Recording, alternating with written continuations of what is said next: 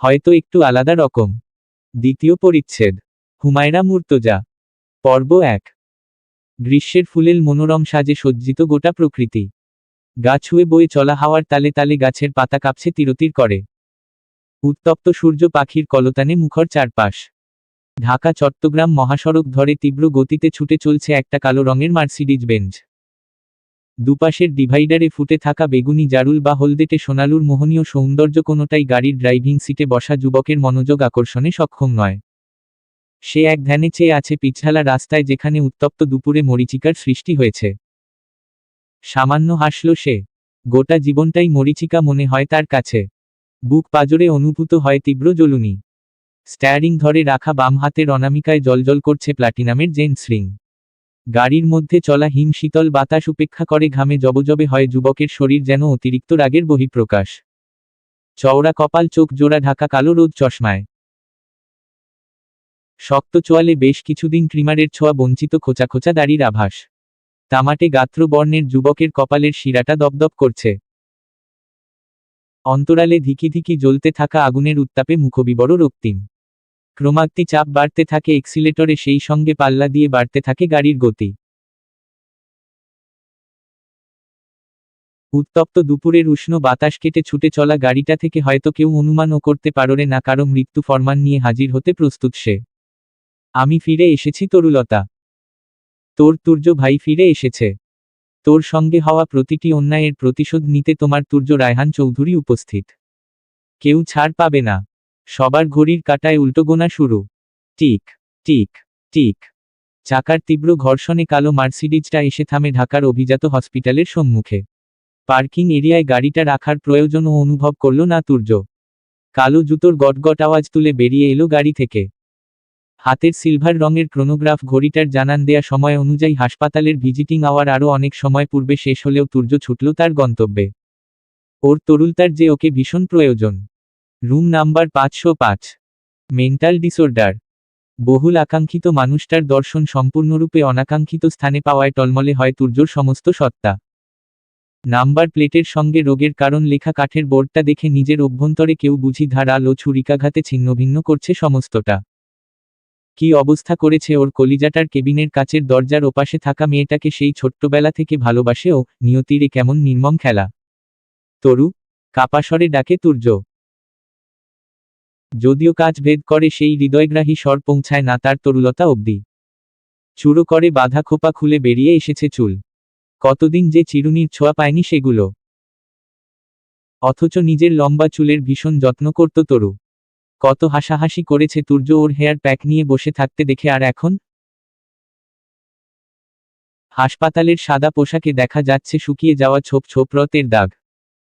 কোটরাগত চোখ, শুষ্ক ঠোঁট, পেলব মসৃণ গালে অসংখ্য খাচমির দাগ, দুহাতের বাহুতেও রয়েছে অসংখ্য খামচি কামড়ের দাগ।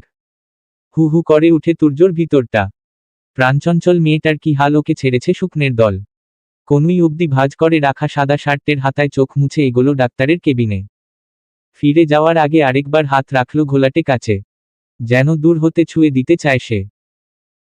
কেবিনে একটা স্টিলের বেড ছাড়া কিছুই নেই।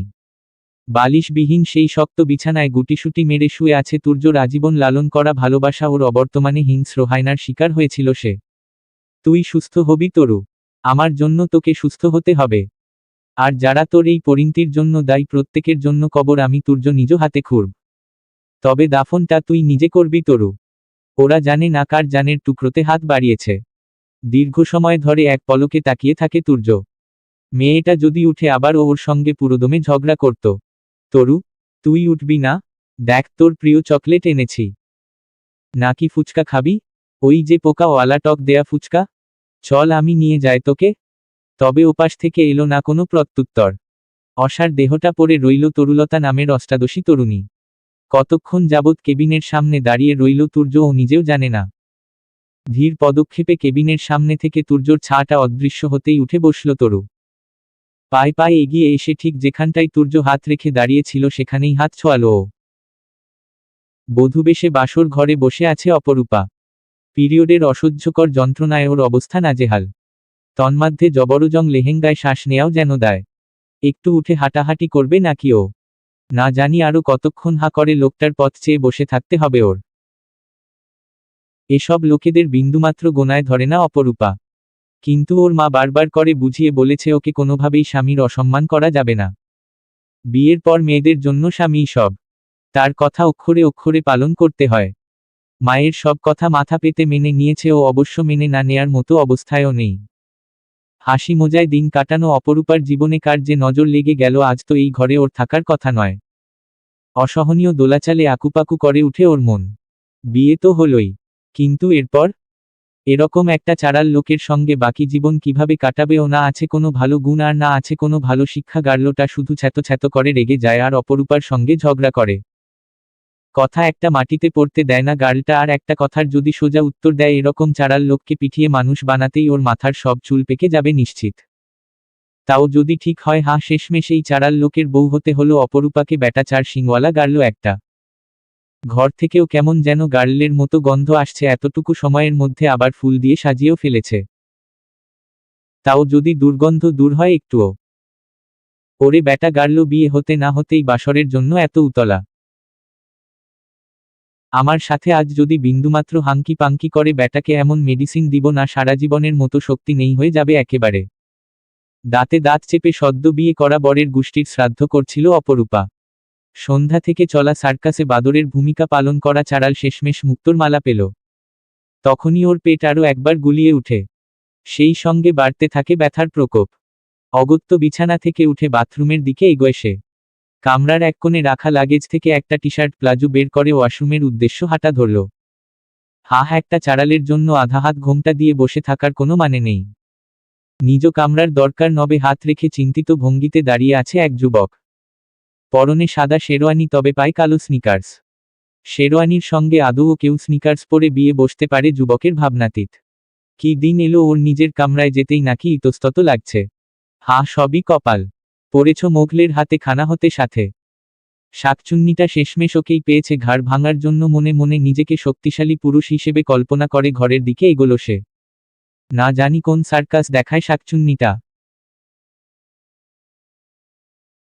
ওয়াশরুম থেকে ফ্রেশ হয়ে জবরজং লেহেঙ্গা উদ্ভট সাজগোজ ধুয়ে মুছে বেরোলো অপরূপা।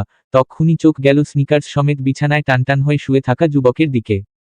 ঘিনঘিনিয়ে উঠে অপরূপার শরীর। ছি, সারা দুনিয়ায় ঘুরে বেড়ানো স্নিকার্স নিয়ে একজন গার্ল ছাড়া আর কে উঠতে পারে বিছানায়? কোনো মনুষ্য প্রজাতির জীবের তো উঠার কথা নয়। কপালে হাত রেখে চেহারা আড়াল করে রেখেছে সে। আবার সাহসেও বলিহারি ব্যাটা কি এক বিছানায় শোয়ার পায়তারা করছে? শুনুন। তুড়ি বাজিয়ে বিছানায় থাকা যুবককে উদ্দেশ্যে করে চেঁচিয়ে উঠে অপরূপা। শুনান। টানটান হয়ে শুয়ে থাকা অবস্থায় উত্তর করে সে। আপনি একটা আস্ত গার্ল, জুতো নিয়ে বিছানায় উঠেছেন কেন? আর সবথেকে গুরুত্বপূর্ণ, বিছানায় কেন উঠেছেন? আমি আপনার সঙ্গে কোনোদিন বেড শেয়ার করব না। এতদিন আমায় পিশাচ বলেছেন আর এখন বলছেন গার্ল? আপনি নিজের মতাদর্শ থেকে বারবার বিচ্যুত হয়ে যান কেন মিস শাকচুন্নি? আমাকে শাকচুন্নি বললে কিন্তু আমার আসল রূপ আপনাকে দেখাতে বাধ্য হব অরণ্য জুহাইয়ের সাহেব। সরি, আমারই ভুল। আপনি এখন পিশাচিনী, পিশাচের 3 কবুলের বিয়ে করা বউ। ঠেস দেওয়া গলায় কথাটা বলে ঘর কাঁপিয়ে হেসে ফেলল অরণ্য। আমি আপনার বউ না। এত মিথ্যাবাদী কেন আপনি? কিছুক্ষণ আগেই কবুল বললেন সবার সামনে। আমাকে বানালেন কুরবানির বকরা আর এখন অস্বীকার করছেন? গ্রেট বাই দা ওয়ে, আপনার আসল রূপ সত্যই চমৎকার। কিছু সময় অরণ্যর দিকে চোখ সরু করে তাকিয়ে থাকল অপরূপা। এরপর যখন বুঝল ওড়নার জন্য ওকে খোঁটা দিল, অরণ্য তড়িঘড়ি করে তোয়ালেটা গায়ে জোড়ালো ও। ছি, এত অসভ্য কেন আপনি? চাড়ালের মতো ব্যবহার। পিশাচ গার্ল চাড়াল, আর কি বাকি আছে? আছে তো। শুনান দেখি। এপার বাংলার বাপ্পারাজ, ওপার বাংলার দেবদাস। আমি কিন্তু কিছু ভুলিনি। আমার সাথে বেশি ঝামেলা করলে ফুপিকে সব বলে দিব কিন্তু। এখন ভালোই ভালোই বিছানা থেকে নেমে যান। আমি ঘুমোব। আমি কোথায় থাকব? আমি তো ঘোড়া প্রজাতির প্রাণী নই যে পুরো রাত দাঁড়িয়ে ঘুমোব। আর গেস্টরুমে চলে গেলে আপনার ফুফুকে কি জবাব দিব সেটাও আমাকে বলে দিন তবে মিসেস পিশাচিনী।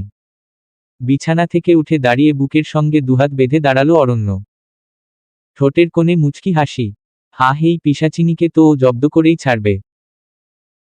সুযোগ পেলেই অন্বেষাকে নিয়ে খোঁচা দেয় সব সময়। ঠিক আছে, আপনি থাকুন এই রুমেই। তবে একদম হাঙ্কি পাঙ্কি করবেন না। আমি কারাটে করতে পারি। কিছুক্ষণ আমতা আমতা করে উত্তর করে অপরূপা। আমার এত খারাপ দিন আসেনি। মানুষ ছেড়ে শাকচুন্নির সঙ্গে you know what I meant. চোখ টিপল অরণ্য। আলমিরা থেকে নিজের জন্য টি শার্ট ট্রাউজার নিয়ে গেল ওয়াশরুমের দিকে। চারাল কোথাকার। Luxembourg Germany. কাঁচ ঘেরা এক হিম শীতল কামরায় হাঁটু মুড়ে বসে আছে 5 জন লোক।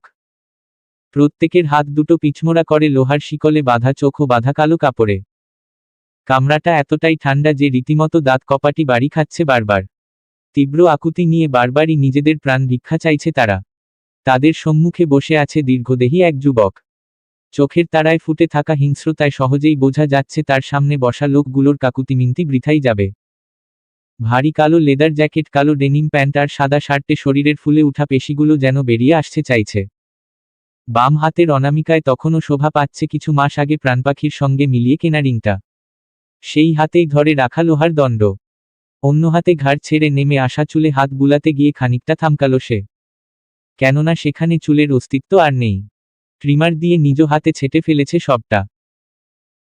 দাঁতে দাঁত চেপে ক্রুদ্ধ স্বরে জিজ্ঞেস করে, where is my wife? We don't know chief Deniz. একসাথে কাকুতি করে উঠে লোকগুলো। ব্যাস হাতের লোহার দণ্ডটা দিয়ে ঠিক ওর সামনে বসা লোকটার মাথা বরাবর এত জোরে আঘাত করল ঘাড় থেকে ছিঁড়ে কয়েক হাত দূরে গিয়ে পড়ল মাথাটা। তখনও হাঁটু মুড়ে পিছমোড়া করে বেঁধে রাখা হাতের শরীরটা দণ্ডায়মান। পা দিয়ে ঠেলে ফেলে দিল শরীরটা আদনান। পুনরায় নিজের চেহারে গিয়ে পায়ের উপর পা তুলে বসল, সামান্য হেসে স্বগতোক্তি করে, Adnan Muntasir Deniz is back. হলদেটে মোলায়েম আলোয় আলোকিত তুরস্কের বিলাসবহুল হোটেল রুমের ড্রেসিং টেবিলের সামনে বসা প্রাণ। ভীষণ যত্ন করে আটোসাটো করে আটকেছে কালো গাউনের প্রতিটা ফিতা, প্রতিটা যেন ভাজে, যেন নিজের নারী দেহের সৌন্দর্য ফুটে উঠে সেদিকেও খেয়াল রেখেছে। আদনান মুনতাসিরের মস্তিষ্কের তার যেন ওলট পালট হয়ে যায়, সেই ব্যবস্থা নিতে বিন্দুমাত্র ছাড়বে না। পেলব ঠোঁট জোড়া, রাঙালো গাঢ় খয়েরি ম্যাট লিপস্টিকে, সেই সাথে গাঢ় কাজলের আস্তরণে চোখ দুটোতেও দেখা গেল আবেদনময়ী আস্কারা। মসৃণ কোমরের বাঁকে আটকে দিল সরু কোমরবন্ধনী। কাঁধ ছাড়িয়ে নেমে আসা গাউনের ভি শেইপের নেকলাইনের সীমারেখা থেমেছে অনেকটাই নিচে। চুলগুলোকে পেঁচিয়ে কাঁধের উপর ফেলে রাখল ও। ইস, নারী ছলাকলায় পুরুষের ঘুম হারাম হয়। এতদিন শুধু গল্প উপন্যাসেই পড়েছিল প্রাণ। কে জানতো ও নিজেও এতটা পারদর্শী। প্রাণের নানি বলতেন বিয়ের পানি গায়ে পড়লে নাকি মেয়েদের রূপ খুলে আর লজ্জা ধুয়ে যায়। আর যায় বলেই মেয়েরা নিজেদের বিনা দ্বিধায় নিজের সবটা তুলে দিতে পারে স্বামী নামক পুরুষের জিম্মায়। অনামিকায় জলজল করতে থাকা হীরাখচিত আংটির উপর আঙুল ছোয়ালো আরও একবার। লজ্জায় লাল নীল হতে থাকা প্রাণ হঠাৎই উপলব্ধি করতে পারে কেউ একজন রুমের লক খোলার চেষ্টা করছে। অবশ্য ও তো জানেই আদনানের ফেরার সময় হয়েছে। তাছাড়া আদনানকে সারপ্রাইজ দিবে বলে এগিয়ে গেল না দরজা অবধি, বরং রুমের লাইট অফ করে দিয়ে দাঁড়ালো রুমের সঙ্গে লাগাও বারান্দায়। খুট করে শব্দ হয়ে দরজাটা খুলে গেলেও বাইরে থেকে আসা লাইটের আলোয় কাক্ষিত পুরুষের অবয়বের দেখা পেল না, বরং ভিতরে এলো একদল অস্ত্রধারী লোকজন। আর্তচিৎকার করা থেকে বিরত রাখতেই দুহাতে চেপে ধরল নিজের মুখ। বান্দরবনের সবুজে ঘেরা ছোট্ট একটা গ্রাম, নাম বাইরাচং, কাল্পনিক। চারপাশে মেঘেদের মেলা বসে প্রতিনিয়ত। ঘন জঙ্গল ছাপিয়ে বাঁশের তৈরি মাচাঙে বসা মেয়েটার দৃষ্টি দূরের সবুজাব পাহাড়ে। শর্তের সাদা মেঘেরা ক্ষণে ক্ষণে এসে ছুঁয়ে যায়। চাইলেও হাত বাড়িয়ে ছোঁয়াও যায় তাদের। অত্যন্ত প্রত্যন্ত গ্রামেই আত্মগোপন করেছে অন্বেষা প্রাণ, কিংবা প্রাণপাখি মুনতাসির ডেনিজ। সেদিন হোটেল রুমে দুর্বৃত্তদের হাত থেকে ওকে কে বাঁচিয়েছে প্রাণ এখনো জানে না। জীবনের সমীকরণ পাল্টে গিয়েছে ওর। হায় সুখেরা বারবার হাতছানি দিয়ে ফরুত করে উড়াল দেয় ওর জীবন থেকে। ঠিক কতদিন সংজ্ঞাহীন ছিল প্রাণ নিজেও জানে না। চোখ মেলার পর নিজেকে আবিষ্কার করেছে এক বুড়ি চাচির বাড়িতে। এবং ও যে বান্দরবন এটাও বুঝতে ওর সপ্তাহ খানেক সময় লেগেছে। বুড়ি চাচির ভাষ্যমতে ওকে নাকি আহাত অবস্থায় একজন এখানে ফেলে রেখে গিয়েছিল। কিছু লোক সাঙ্গু নদীতে ভাসমান অবস্থায় ছিল ওর দেহটা। সেখান থেকেই বুড়ি ওকে বাঁচিয়েছে। হিসেব কোনোভাবেই মেলে না প্রাণের। তুরস্কের নেপসির থেকে বান্দরবন চলে এলো, অথচ ও টেরও পেল না। আর কি হয়েছে ওর সঙ্গে যখনই মনে করার চেষ্টা করে, অথচ মস্তিষ্কের পুরোটাই ফাঁকা। যেন কেউ ডিলিট বাটন চেপে দিয়েছে। নিজের শরীরের প্রতিও ভয়ানক ঘেন্না লাগে ওর। আচ্ছা, আদনান সেদিন কখন ফিরেছিল? ওকে কি এখনো খুঁজে ফিরে সে?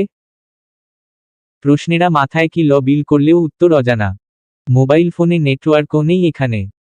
সেই বৃদ্ধ চাচি ওকে বারবার করে সাবধান করে দিয়েছেন ও যেন পালানোর চেষ্টা না করে।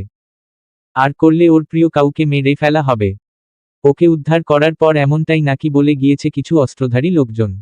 ব্যাস তারপর থেকে প্রাণও মেনে নিয়েছে নিজের নিয়তিকে। ওর সঙ্গে আর কতটা খারাপ হওয়া বাকি আছে সেটাই সচোখে দেখতে চায় প্রাণ। ও মাইয়া, বাদডি খায় লাও, বেবাক দিন বয় রও যে। খেতে ইচ্ছে করে না চাচি। ভাতারের লাইগ্গা অপেক্ষা থাকনের লিগাও শ্যাললে জোর লাগত না। বিন খাওনে বইয়া থাকলে হইব মাইয়া। আইও মাইয়া আইও। নসিবে ভাতারের সোহাগ লেহা থাকলে পাইবা গো মাইয়া। দীর্ঘশ্বাসটা গোপন করে প্রাণ এগোলো চাচির পিছু পিছু। ভাতার কথাটা শুনলে ওর প্রথম দিকে বেশ অস্বস্তি হতো। এখন কিছু মনে হয় না, তাছাড়া আদনান ওকে আদৌ খুঁজছে কি না এটা ওর অজানা। প্রাণ যে বেঁচে আছে এতটুকু হয়তো অজানাই আদনানের কাছে। Don't you want me like I want you, baby? Don't you need me like I need you now? Sleep tomorrow but tonight go crazy. All you gotta do is just meet me at. ইংরেজি গানের লিরিক্সের তালে তাল মিলিয়ে বিশাল গোলাকার dressing আয়নার সামনে নাচাকোদাই ব্যস্ত তরু। পুরো নাম তরুলতা চৌধুরী। ফর্সা গোলগাল চেহারার তরুর পরনে আকাশি রঙা ফুলহাতা কামিজ, সাদা সালোয়ার, তবে ক্রোশবেল্টের দুপাশ ঘাড়ের পিছনে ঝুলছে। ওরাও তরুর সঙ্গে নাচে ব্যস্ত। সাদা বেল্টের সান্নিধ্যে আসেনি তারা এখনো। চুল ব্রাশ করার চিরুনি মাইক্রোফোনের মতো করে ধরে মাথা দুলিয়ে কোমর বাঁকিয়ে কেমন অদ্ভুত করে নাচছে সে। Kissy face send to your phone but I am trying to kiss your lips for real, uha uha. Red hearts, that is what I am on, yeah. Come give me something I can feel, oh. তাল লয়ের অবশ্য কোনো বালাই নেই সেই নাচে।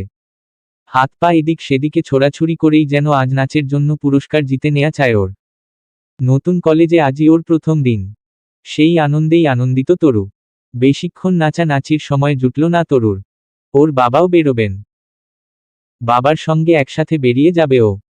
তরুকে তৈরি হতে বলার জন্য ওপাশ থেকে ভেসে এলো মায়ের বকুনি। ব্যাস নাচাকোদাই ইস্তফা দিয়ে দুপাশের চুলে সুন্দর মতো বিনুনি গেঁথে নিল তরু। কিন্তু মিউজিক প্লেয়ারে বেজে চলা গানের তালে তখনও গুনগুন করে চলেছে ও।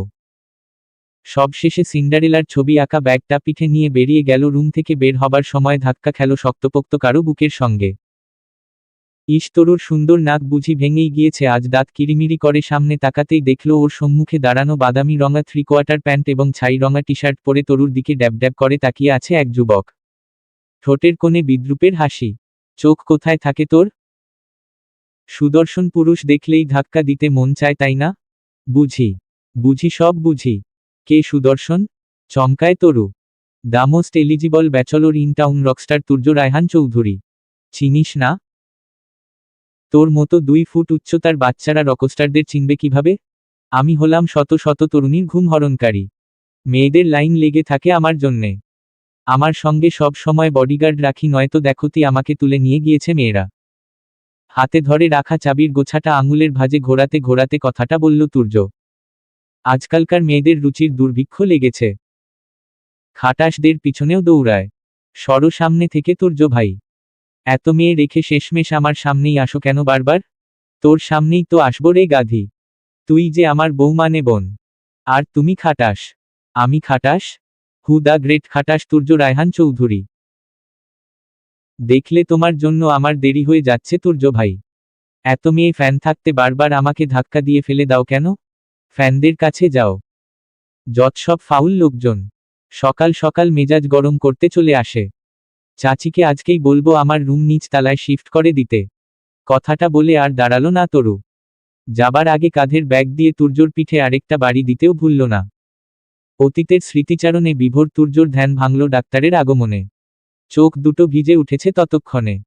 তরুর সুস্থ হতে কতদিন সময় লাগবে ডক্টর? গলায় থাকা কান্নার ভেজা ভাব কোনোভাবে গোপন করতে পারে না তুর্য। পেশেন্ট মানসিকভাবে ভীষণ আঘাতপ্রাপ্ত। You know she was rape several times. She has the trauma. ডাক্তারের কথায় চোয়াল শক্ত হয় তুর্যর। ঘন ঘন নেয়া নিশা, সে নিজেকে সামলে নেয়ার আপ্রাণ প্রচেষ্টা করতে থাকে। আঘাতপ্রাপ্ত গলায় বলে, এখন আমায় কি করতে হবে ডক্টর? আমি ওকে দেশের বাইরে নিতে চাই ট্রিটমেন্টের জন্য। আপনি চাইলে নিতে পারেন, তবে পেশেন্টকে মানসিকভাবে সুস্থ করাটা বেশি গুরুত্বপূর্ণ। শারীরিকভাবে সুস্থতার আগে পেশেন্টকে মানসিকভাবে সাপোর্ট করা প্রয়োজন। এই ধরনের কেসে পেশেন্ট ভীষণ লো ফিল করে, তারা নিজের শরীরটাকে ঘৃণা করে। কিন্তু আমাদের দায়িত্ব তাকে বোঝানো, ইট ওয়াজ জাস্ট এন অ্যাক্সিডেন্ট, ইয়েন্ট ইট? আমি তরুকে নিয়ে যেতে চাই ডক্টর, খুব শীঘ্রই। আপনি ব্যবস্থা করুন। ডক্টরের কথায় দীর্ঘশ্বাস ফেলে কেবিন থেকে বেরিয়ে গেল তুর্য। ক্লান্তিকর দিনের শেষভাগে উস্কুদার এলাকার নিজ বাসায় ফিরল আদনান। ঝা চকচকে বাসাটাই কিছুদিন আগেও ঘরে ফেরার আগে চনমনে হয়ে উঠত ওর মন, আর এখন সব শূন্য খা খা করে। নারীর ছোঁয়া ব্যতীত আবার ওর বাড়িটা পরিণত হয়েছে একটা মরুভূমির ন্যায় শূন্য। ব্লেজারটা ছুঁড়ে ফেলল শোবার ঘরের সোফায়। অতিরিক্ত ঠান্ডা পড়েছে, আবার হিটারের টেম্পারেচার বাড়ানো প্রয়োজন। সেদিকেই এগুলো তখনই খেলা হলো সিক্ত প্রিয়তমার ঠান্ডায় জবুথবু অবস্থা, কিংবা ওর পাগলামি। এখনও অনুভূত হয় প্রেয়সীর ছোঁয়া। Pran, can you hear me? Why I am so careless? আমি কেন পারলাম না তোমার নিরাপত্তা দিতে? আমার অভিশপ্ত জীবনে তোমাকে জোড়ানোই ছিল সবচেয়ে বড় ভুল। সেই ভুলের মাসুল দিতে আর কত শত পরীক্ষার মধ্যে দিয়ে যেতে হবে আমাকে? আই আই মিস ইউ প্রাণ, আই মিস ইউ আ লট। তোমাকে আমি খুঁজে বের করবই প্রাণ, আই প্রমিস। আমাদের এখনো অনেকটা পথ চলা বাকি, একসঙ্গে বুড়ো হওয়া বাকি, লাঠি ভর দিয়ে চলা বাকি। I will take you back Pran. Pocket থেকে ফোন বের করে আদনান। চোখ জোড়া তখনও টলমল করছে পানিতে। পুরুষ মানুষের নাকি কাঁদতে নেই, অথচ নিপাট হিংস্র মাফিয়া আদনান মুনতাসিরের চোখ জোড়ার তারা ছলছলে হয় প্রেয়সীর বিরহে। আসিফ, আমার টিকিট করে দাও, আমি বাংলাদেশ যাব। ওকে চিফ, আমি বাংলাদেশে আসবো, এটা কাউকে জানাবে না আসিফ, সরবকেও না। ওকে চিফ, কিন্তু সরব? Keep N I on him Asif. সরব সম্পর্কিত সমস্ত তথ্য জোগাড় করো। চিফ, সরব তো ভালো ছেলে, ওর মাঝে কখনো খারাপ কিছু চোখে পড়েনি আমার। যা বলি সেটা করবি নাকি? আমাকে ভয় লাগে না আর? তোর জমের বাড়ির টিকিট লাগবে নাকি? লাগলে বল, আমি যাবার আগেই তোর ব্যবস্থা করে দিই। চেঁচিয়ে আসিফকে গালি দেয় আদনান। বেশি তেল জমেছে তোদের পশ্চাতে। Sorry chief. সর্বের উপর নজর রাখবি, নাকি তুইও জড়িত ওর সঙ্গে? আমার দলে থেকে আমার সাথে বাটপাড়ির ফল ভালো হবে না। Keep in mind. G chief. রাগে গোজগোজ করতে করতে কল কাটল আদনান। প্রথম থেকে সেদিনের পুরো দিনের ঘটনা প্রবাহ কয়েকবার সাজিয়েছে আদনান নিজের মনে। একমাত্র সরবই জানত ও কোন হোটেলে আছে, আর আদনানের সেদিনের বাইরে যাবার কারণ। এত সতর্ক নিয়ে আদনান নেপশিহরে পৌঁছেছিল ওর কোনো শত্রুর ক্ষমতা নেই ওকে ট্রেস করার, যদি না ভিতরের কেউ বিশ্বাসঘাতকতা করে। সরব, I hope it's not you. তোমাকে মেরে টুকরো করতে আমার হাত বিন্দুমাত্র কাঁপবে না। শান্ত স্নিগ্ধ ভোরের শীতল পরিবেশেও ঘুম নেই অপরূপার চোখে, অবশ্য গোটা রাতটাই কেটেছে নির্ঘুম। অপরিচিত এক চাড়াল লোকের পাশে শুয়ে আর যাই হোক ও ঘুমোতে পারবে না ও। তবে অরণ্যর মাঝে তেমন দ্বিধাবোধ দেখা গেল না। আরাম করে হাতি ঘোড়া বেচে ঘুমাচ্ছে সে। কটমট দৃষ্টিতে অপরূপা তাকালো অরণ্যর দিকে। ভারী নিঃশ্বাসের শব্দ আসছে। অর্থাৎ অপরূপা পুরো রাত হুতুম পেঁচার ন্যায় জেগে থাকলেও ওর জীবনের ঘুম শান্তি কেড়ে নিয়ে নাকে সর্ষে তেল মেখে ঘুমোচ্ছে অরণ্য জুহাইয়ের। একপাশ ফিরে থাকায় অরণ্যর চেহারাটা লাগছে আদুরে বাচ্চার মতো। গতকাল সুপারম্যানের মতো কোথা থেকে উড়ে এসে অপরূপাকে বিয়ে করে নিয়েছেও। অরণ্যর এত আরামের ঘুম সহ্য হলো না অপরূপার। ঝটপট উঠে গিয়ে জানালার ভারী পর্দাটা সরিয়ে দিল। সকালের ঝা চকচকে এক ফালি রোদ এসে হুড়মুড়িয়ে ঢুকল কামরায়। এরপর বেশ শব্দ করে আলমিরার পাল্লা ৩-৪ করে খুলে আবার ধরাম শব্দও লাগিয়েও দিল। এদিক সেদিকে খুঁজে পেল টিভির রিমোট। পৈশাচিক হাসল অপরূপা। টিভি করে ভলিউম বাড়ালো অনেকটাই।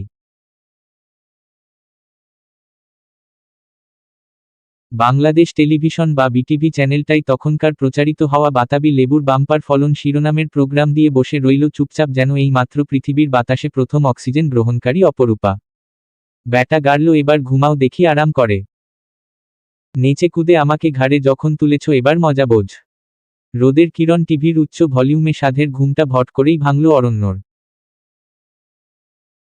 আড়মোড়া ভেঙে উঠে বসে সবকিছু খানিকটা পর্যবেক্ষণ করেই বুঝতে পারল ওর সদ্য বিয়ে করা বউটার কারসাজি। অরণ্যর সুখের জীবনে আগুন লাগানোর জন্য এর মুখ শাকচুন্নিই যথেষ্ট ছিল। কেন যে মায়ের কথায় বিয়েতে রাজি হলো? সরু চোখে তাকালো অরণ্য। অপরূপাও খেয়াল করেছে অরণ্যর সরু দৃষ্টি, তবে এসব মোটেও গোনায় ধরে না অপরূপা। আর ধরে না বোঝাতেই আরও বাড়িয়ে দিল টিভির সাউন্ড। আপনার বাতাবি লেবু পছন্দ? চাষ করবেন? জি। কিছু বললেন? কানে শোনেন না ডক্টর? হু। আবারও মনোযোগী হলো টিভি স্ক্রিনে অপরূপা। মন দিয়ে দেখতে থাকলো বাতাবি লেবু সংরক্ষণের উপায়। হুট করে চেঁচিয়ে উঠল অরণ্য তারস্বরে, মা! হঠাৎই অরণ্যর চেঁচানোতে অন্তরাত্মা খাঁচা ছাড়ার জোগাড় হলো অপরূপার। প্রায় সঙ্গে সঙ্গে রিমোট চেপে টিভি অফ করে দিল। এক লাফে পর্দা টেনে এসে কাঁথা মুড়িয়ে শুয়েও পড়ল চটপট। তখনই শোনা গেল দরজায় করাঘাত। ফারহানা বেগম এসেছেন। ওপাশ থেকে ডাকছেন অরণ্যকে। বিস্মিত হয়ে অপরূপার ফড়িংয়ের মতো লাফালাফি দেখছিল অরণ্য। এই মেয়ে পাগল আজও একেবারেই নিশ্চিত। উঠে দরজা খুলতেই ফারহানা বেগম ঝাড়লেন একচোট অরণ্যকে। তোর কাণ্ডজ্ঞান নেই? সকালবেলা করে ষাঁড়ের মতো চেঁচিয়ে মেয়েটার ঘুম ভেঙে দিচ্ছিস কেন? আমি তোমার ভাইঝির ঘুম ভেঙে দিচ্ছি? হতবাক হয়ে কথাটা বলে অরণ্য। তোমার আদরের অপরূপা সাত সকালে উঠে টিভিতে বাতাবি লেবুর ফলন দেখছে। সেটা দেখছো না কেন? বিয়ে হয়েছে বলে কি আমি এখন ঘুমোতেও পারবো না? কোথায়? মেয়েটা তো ঘুমিয়ে কাদা। ঘরের ভেতর উকি দিয়ে দেখে নিলেন ফারহানা। নাটক করছে। একটু আগেও দেখলাম জেগে আছে। একদম বাপের মতো হয়েছিস, আমার বাড়ির লোকজনকে সহ্য করতে পারিস না। অপরূপা আমার ভাইঝি না হয়ে তোর বাপের দিকে রাতনিও হলে মেয়েটার নামে সকাল ধরে বানিয়ে কথা বলতিস না। আমারই ভুল। মাঝে মাঝে ভুলে যাই আমি তো আর তোকে। শাড়ির আঁচলে চোখ মুছলেন ফারহানা। দুহাত জোর করে মায়ের সামনে মাথা নোয়ালো অরণ্য। ব্যাস আমার মাতারানী। আর বলতে হবে না। তোমার আদরের ভাইঝির ঘুম ভাঙতে চাইনি আমি। ভুল হয়ে গিয়েছে আমার। একটা তাল পাখা জোগাড় করে দাও। ম্যাডামের সিথানে বসে বাতাস করে দিই। কিছু করা লাগবে না। আমার সঙ্গে চল। নাস্তা করবি? আসছি, যাও এখন। ফ্রেশ হয়ে নি। ফারহানা বেগম চলে যেতেই রুমের দরজা আটকে অপরূপার কাছে এলো অরণ্য। আপনার ফুফু চলে গিয়েছে, মিসেস স্লিপিং বিউটি। উঠে পড়ুন এবার। তবে ততক্ষণে সত্যিই ঘুমিয়ে পড়েছে অপরূপা। ভারী শ্বাস পড়ছে, এলোমেলো চুলগুলো পড়ে চোখের উপর। এই শুনছেন মিস শাকচুন্নি? সেই ব্যাটা বিয়ে না করে বেঁচে গিয়েছে। মাঝে ফেঁসে গেলাম আমি। আরও একবার ডাকতে গিয়ে থেমে গেল অরণ্য। সম্ভবত রাতে ঘুমাইনিও। তাই ঘুমন্ত অপরূপার স্নিগ্ধ চেহারাটা দেখে অরণ্যরও মন চাইল না ওকে জাগিয়ে দিতে। কালো শার্ট এবং কালো ফর্মাল প্যান্ট নিয়ে অফিসের জন্য তৈরি হতে গেল ওয়াশরুমে। সেখান থেকে ফ্রেশ হয়ে একেবারে রেডি হয়ে বেরিয়েছে অরণ্য। মেরুন রঙের টাইয়ের নট বেঁধে চুলগুলোকে আছড়ে পারফিউমের কয়েকটা স্প্রে করে প্রয়োজনীয় সব গুছিয়ে রীতিমতো চলে যাচ্ছিল অরণ্য। চলেও গেল দরজা অবধি। তার আগে অবশ্য ফিরে এলো। ও আবার এত ভালো হলো কবে থেকে? বেডসাইড টেবিলে রাখা অ্যালার্ম ঘড়িটার ঠিক আধ ঘন্টা পরের অ্যালার্ম সেট করে বেরিয়ে গেল রুম থেকে। ঘড়িটার বিশেষত্ব হচ্ছে অরণ্যর রেটিনা স্ক্যান ব্যতীত অ্যালার্ম বন্ধ হবে না। 5 মিনিট পর পর বেজে উঠবে ঘড়িটা। অরণ্যর ঘুম নষ্ট করে এত সহজে পার পেতে পারবে না মিসেস পিশাচিনি। বাঁকা হেসে বেরিয়ে গেল অরণ্য। ওর সঙ্গে ঝামেলা করার স্বাদ পুরোটা মিটিয়ে দিবে আজ। শিনজোপিং নামের চাইনিজ বংশোদ্ভূত লোকটার চেহারার গড়ন চাইনিজদের মতো হলেও লম্বা চওড়ায় রাশিয়ান বলিষ্ঠতা প্রকাশ পায়। বাম পাশের চোখটা কেমন যেন উদ্ভট। পলক পড়ছে না। আবার চোখের মনিও একটু বেশি ছোট আর কেমন যেন ফ্যাকাশে। সে এসেছিল বারে। ইচ্ছেমতো অ্যালকোহল গিলে হুঁশ খুইয়ে পড়ে আছে এক কোণে। লুক্সেমবার্গের দাক্রুশো বারটা শহরের এক কোণে অবস্থিত। এরপরেই শুরু হয়েছে ঘন জঙ্গল। ভারী তুষারপাতের কারণে বেশিরভাগ রাস্তাঘাটও বন্ধ। কোনো বার খোলা না পেয়ে শিনজোপিং এসেছিল এই বারটাই। জীবনের সর্বোচ্চ সুখ নেয়া এখনো বাকি। বার এটেন্ডারকে ইশারায় জোগাড় করে দিতে বলল একটা ভাড়াটে ছোট পোশাকের এসব পরও এখানে বেশ সহজলভ্য। তবে তার আগেই বেহেড হলো শিনজোপিং। এবং এই সময়ের জন্যই অপেক্ষারত ছিল বারের অন্ধকার এক টেবিলে এক যুবক। কালো হুডির আস্তরণে ঢাকা তার সুদর্শন মুখ বিবর। শিকারীর জলজল দৃষ্টিতে তার দিকেই তাক করা। বিখ্যাত শিকারী জিম করবেটের মতে যেকোনো মাংসাশী শিকারী প্রাণী নিজের শিকারকে ঘন্টার পর ঘন্টা অনুসরণ করে। এরপর কোণঠাসা অবস্থায় ফেলে দেয় যেন পালানোর সমস্ত পথ রুদ্ধ হয় তার জন্য। আর অন্ধকারে বসে থাকা যুবক নিজেকে একজন পাক্কা শিকারী হিসেবেই জানে। তাই তো এত আয়োজন। শিনজোপিং, রিমেম্বার মি? বারের এক কোণে বেহেড অবস্থায় পড়ে থাকা লোকটার ঘাড় চেপে ধরে তুলে ভারী স্বরে কথাটা বলল সে। হুডির ক্যাপ নামাতেই ঢুলুঢুলু চোখে যুবককে দেখে বিস্ময় এক প্রকার নেশা ছুটে গেল শিজিংয়ের। Chief Deniz. আর তোর জং। আমি আপনার ওয়াইফকে কিডন্যাপ করিনি চিফ ডেনিজ। হাত জোর করে কথাটা বলেই জিভ কাটল শিনজোপিং। বাঁকা হাসল আদনান। তীর একদম নিশানা বরাবর লেগেছে। বাঁচতে চাস? চিফ ডেনিজ আমি নির্দোষ। বাঁচতে চাস? চিফ, বাঁচতে চাস? আপনার ওয়াইফকে বাংলাদেশে পাঠিয়ে দেয়া হয়েছে চিফ। হরবরিয়ে কথাটা বলল শিনজোপিং। তবে কথাটা শেষ হবার পর মুহূর্তেই তীব্র ধারালো সুইচ নাইফটা শিনজোপিংয়ের ডান চোখে ঢুকিয়ে দিল আদনান। অন্য হাতে ঘাড়টা ছেড়ে সাইলেন্সার লাগানো রিভলভার দিয়ে বুক বরাবর শুট করেছে আদনান। পুরোপুরি লোড থাকা রিভলভারটা খালি করে দিয়েছে একেবারে। বুলেট না থাকায় রিভলভারের ম্যাগাজিনের ফাঁকা ক্লিক শব্দে ধ্যান ফিরল আদনানের। ফেলে দিল শিনজোপিংয়ের নিথর শরীরটা। রিভলভারটা হোলস্টারে রেখে আবারও হুডির ক্যাপ তুলে দিল মাথায়। আলো আধারি খেলা করতে থাকা বারে কেউ হয়তো খেয়ালি করল না বর্বরোচিত নৃতা। নিস্তব্ধ রাতের শেষ প্রহরে আরও ঘনীভূত হওয়া তুষারপাত উপেক্ষা করে একটা সিগারেট ধরালো আদনান। অন্তরালে জ্বলতে থাকা প্রেমানলের ছটায় অনুভূত হয় না ঠান্ডার প্রকোপ। ধুমায়িত সিগারে লম্বা টান দিয়ে পা দিয়ে পিষে দেয় সেটা। ইদানিং সিগারেটেও মন বসে না। সারাক্ষণ দপদপ করে কপালের শিরা। প্রাণের হদিস আর একবার পেলে বুকপ কেটে লুকিয়ে রাখবে। একটা জনমানবহীন দ্বীপে রেখে দিবে ওর প্রাণপাখিকে। একটা কাকপক্ষীও টের পাবে না প্রাণের অস্তিত্ব সম্পর্কে। বিগত একটা মাস হন্য হয়ে প্রাণের খোঁজ করেছে। সম্ভাব্য সমস্ত দেশ খোঁজাখুঁজি করে শেষমেশ কি না প্রাণকে বাংলাদেশে পাচার করেছে। কতবার যে ভয়াবহ খেয়াল এসেছে। মগো থেকে পতি কোথায় না কোথায় খুঁজেছে প্রাণকে। অবশেষে সন্ধান পেল নিজের প্রাণপাখির।